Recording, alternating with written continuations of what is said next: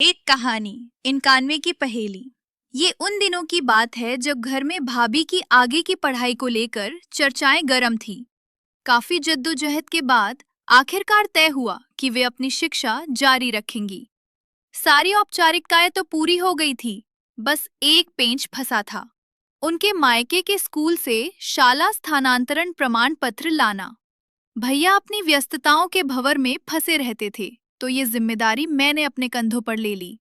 भाभी का मायका जगदलपुर से करीब 40 किलोमीटर दूर एक गांव में था। गांव बहुत पिछड़ा तो नहीं था और वहां का उच्चतर माध्यमिक विद्यालय भी दिखने में ठीक ठाक ही लग रहा था। पर शायद आसपास और कोई बड़ा स्कूल ना होने की वजह से वहां छात्रों की भारी भीड़ उमड़ती थी। स्कूल पहुंचते ही मुझे 10वीं की कक्षा शिक्षिका से मिलने को कहा गया, जो उस वक्त स्टाफ रूम में थी। मैं जब स्टाफ रूम में दाखिल हुई तो वहां लगभग पूरा शिक्षक स्टाफ मौजूद था। मैंने अपने आने का प्रयोजन बताया। भाभी के समय के पुराने और धूल खा रहे रजिस्टरों को खंगाला गया। पन्ने पलटे गए और काफी मशक्कत के बाद आखिर वो रिकॉर्ड मिल गया जिसके आधार पर स्थानांतरण प्रपत्र भरने की प्रक्रिया शुरू हुई। काम सुचारू रूप से चल ही रहा था कि अचानक शिक्षिका की कलम कागज पर ठहर गई। 10वीं की वो शिक्षिका जो बड़े ध्यान से प्रपत्र भर रही थी, अचानक रुकी और अपनी बगल में बैठी दूसरी शिक्षिका को कोहनी मारी। उन्होंने दबी आवाज में पूछा, सुनो, हिंदी में 91 कैसे लिखते हैं? दूसरी शिक्षिका ने असहाय भाव से सिर हिला दिया। फिर क्या था, कोहनी मारने का वो सिलसिला पूरे स्टाफ रूम में एक लहर की तरह दौड़ गया।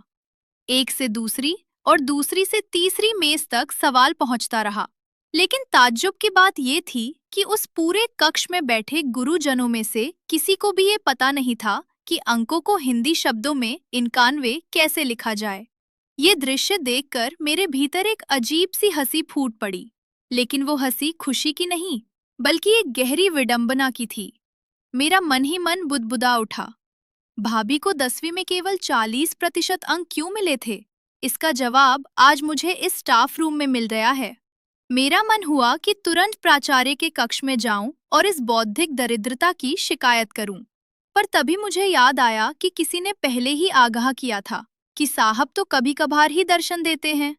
मैं वहां खामोश खड़ी रही, पर जहन में कई सवाल कौंध रहे थे। बस्तर की उस मिट्टी में जहां प्रतिभाओं की कमी नहीं है, वहां शिक्षा का ये ढांचा कितना खोखला है। हम साक्षर तो हो रहे हैं, डिग्रियां भी बांट रहे हैं, पर क्या वाकई हम शिक्षित हो रहे हैं? उस दिन वो प्रमाण पत्र तो मेरे हाथ में आ गया, लेकिन मेरे मन पर एक बड़ा सवालिया निशान अंकित हो गया। बस्तर अपनी तमाम प्राकृतिक संपदा और सांस्कृतिक वैभव के बावजूद शैक्षणिक रूप से शिक्षित होकर भी आज भी कितनी अशिक्षित बनी हुई है, इसकी गवाही वो खामोश स्टाफ रूम दे रहा था।